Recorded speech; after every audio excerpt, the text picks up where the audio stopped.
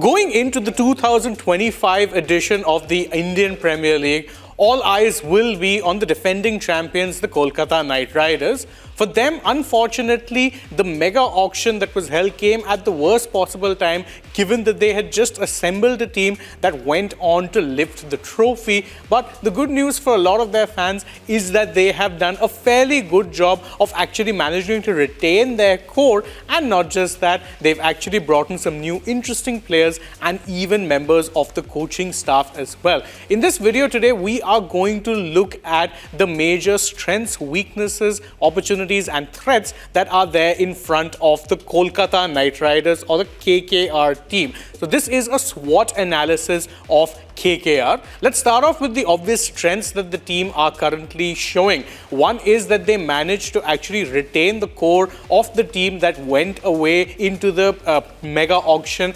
And not just that, they've kept more or less the same players and managed to effectively actually replace the people who have left, not just in the playing staff, but also in terms of the coaching staff as well. It's worth remembering that Gautam Gambhir, the team mentor, who was a key part of them actually winning the title in 2024, has now gone on to become the India coach and has been replaced by Dwayne Bravo. So whilst the coaching staff is by and large unchanged, of course the presence of Bravo will produce a massive boost for the KKR side.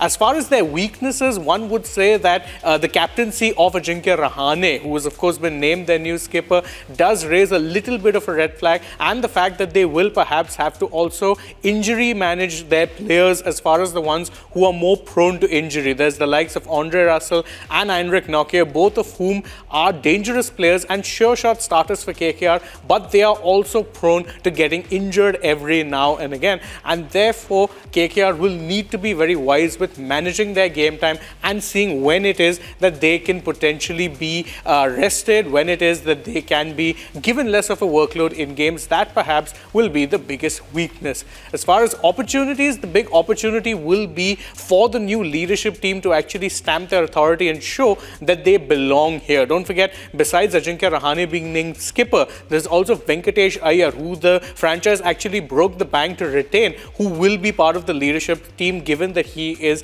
the vice captain of the side. So there's going to be a lot of pressure on him as well to deliver the goods.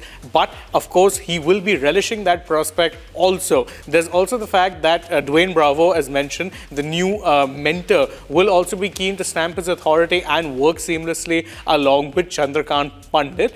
And the biggest threat for them potentially is, well, there's two major things. One is the fact that they have players who will need some injury management. The other, and perhaps most importantly, is KKR's abysmal record when it comes to defending IPL titles. KKR have won the title on 3 previous occasions, yet on the first 2 previous occasions that they won it, that is in 2012 and 2014, they did a very poor job of actually retaining the IPL. In 2013, they failed to make the playoffs, and a similar fate befell them in 2015. So their record of defending the titles is not very good. But this is the major SWOT analysis for the defending IPL champions. What are your thoughts on KKR's title defense, and do you think that they'll be able to make it 4 titles in the IPL, making them only the 3rd side to actually accomplish that? You can let us know that in the comments below, and don't forget to stay subscribed to Republic World and Republic Sport Fit.